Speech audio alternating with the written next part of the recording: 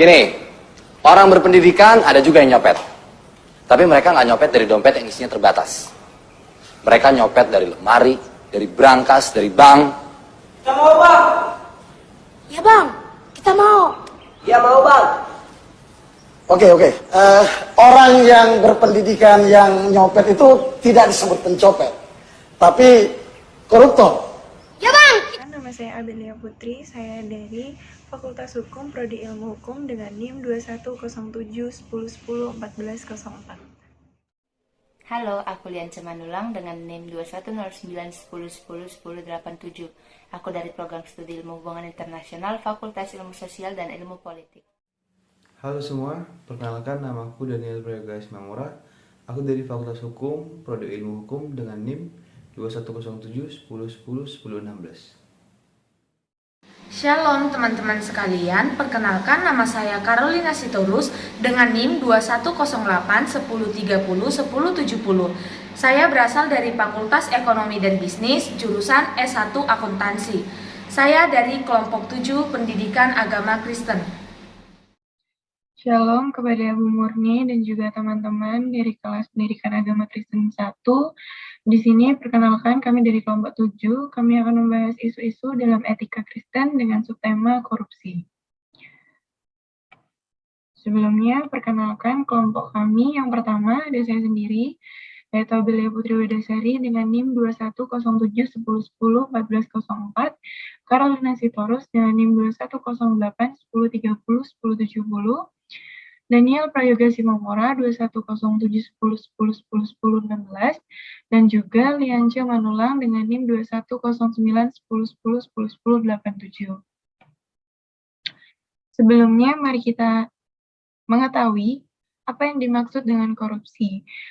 Korupsi, menurut Kamus Besar Bahasa Indonesia atau KBBI, adalah penyelewengan atau penyalahgunaan uang negara, baik dalam perusahaan, organisasi, yayasan, dan yang sebagainya, untuk keuntungan pribadi atau orang lain.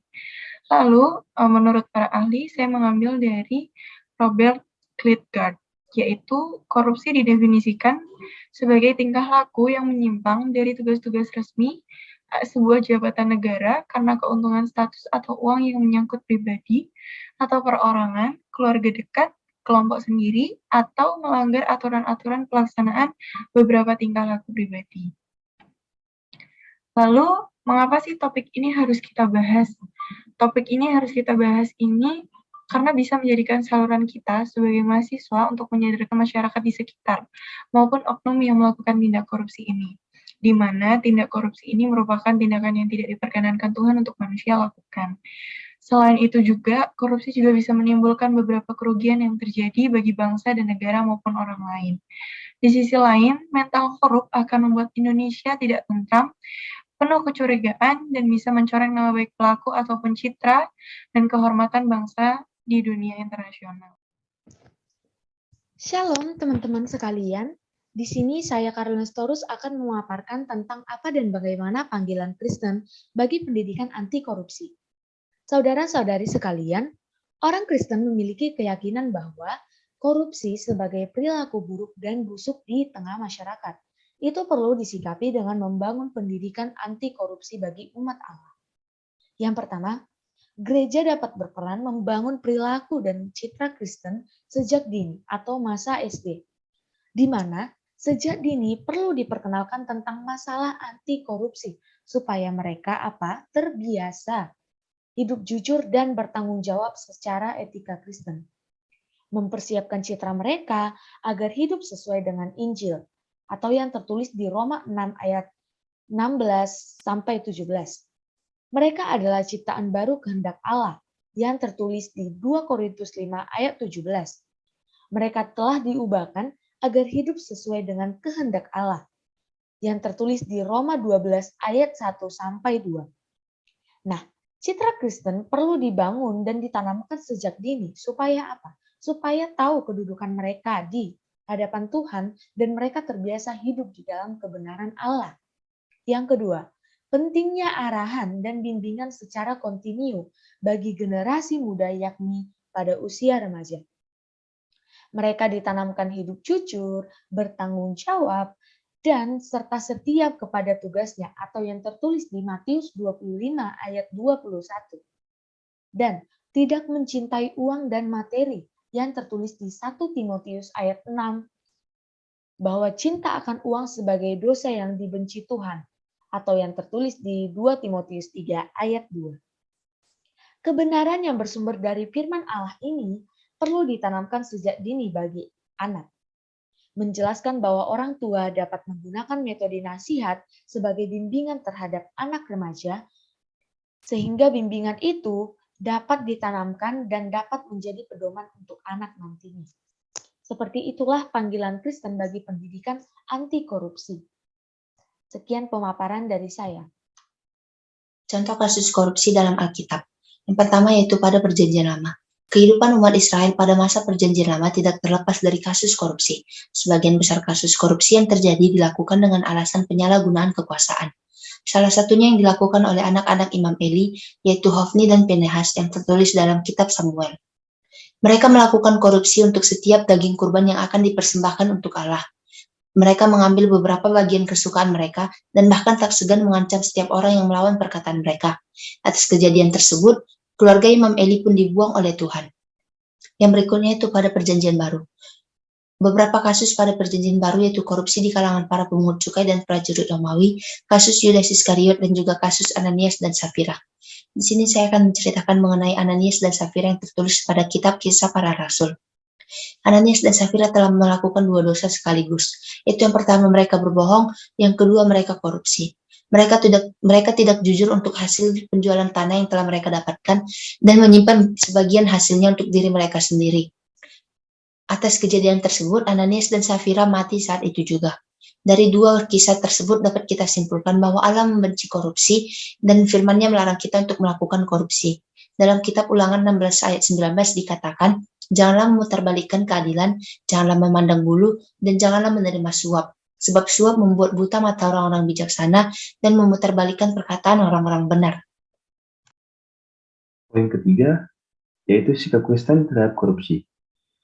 Manusia bersifat absolut yang menggambarkan bahwa manusia diciptakan bukan untuk hidup sebebas-bebasnya, tetapi terkontrol dalam prinsip norma yang absolut atau firman Tuhan. Korupsi menurut Kristen adalah sebuah perbuatan melanggar hukum, pengingkaran kepada Tuhan. Rasul Petrus juga menelisik bahwa sifat para koruptor yang dikuasai hawa nafsu, keinginan daging seperti orang yang tidak mengenal Allah. Bisa diambil dalam 1 Petrus 4 ayat 3.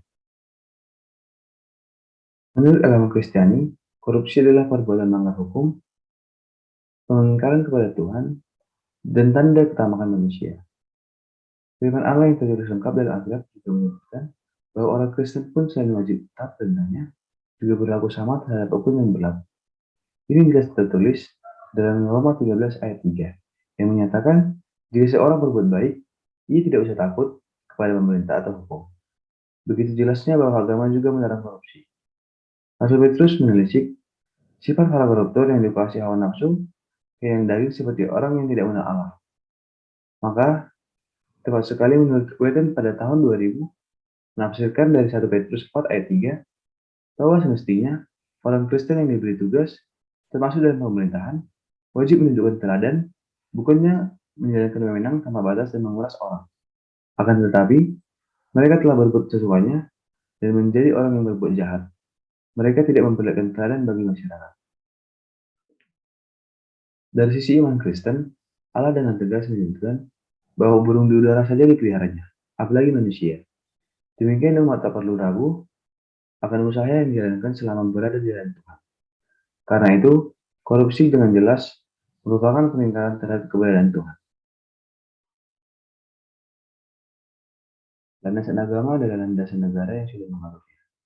Tapi pada kenyataannya, kasus korupsi masih terus berkembang di negara ini. Beberapa jenis korupsi menurut Alkitab. Yang pertama, korupsi karena kebutuhan atau buying. Korupsi karena kebutuhan merupakan jenis korupsi yang paling ringan karena dilakukan dalam keadaan terpaksa atau karena kebutuhan yang mendesak. Meskipun demikian, korupsi tidak boleh dilakukan meskipun untuk mencukupi kebutuhan. Yang kedua, korupsi karena kesempatan atau by chance. Merupakan jenis korupsi yang tercipta karena adanya kesempatan, lemahnya sistem, atau kurangnya pengawasan. Pada dasarnya kesempatan bisa ada atau diada-adakan. Jadi bisa jadi manusia karena kebutuhan atau utamakannya menciptakan kesempatan untuk terjadi korupsi. Yang ketiga, korupsi karena ketamakan atau by greed.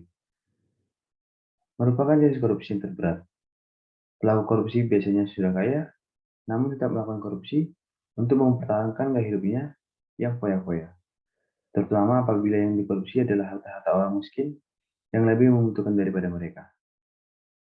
Untuk menyikapi realitas korupsi yang makin membara di ini, maka tantangan bagi gereja adalah turut membentuk watak dan nilai Kristen bagi warga gereja melalui pendidikan anti korupsi untuk generasi muda. Sehingga jika kelak mereka diberi kesempatan menjadi wakil Allah dalam pemerintahan, maka mereka akan mengabdi bagi masyarakat dengan menjunjung tinggi kebenaran, keadilan, dan moralitas yang Kristen yang utuh.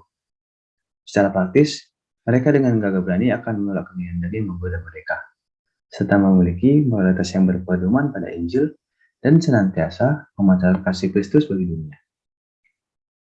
Sekian dari kelompok kami. Apabila ada kekurangan dan salah kata, kami mohon maaf. Terima kasih.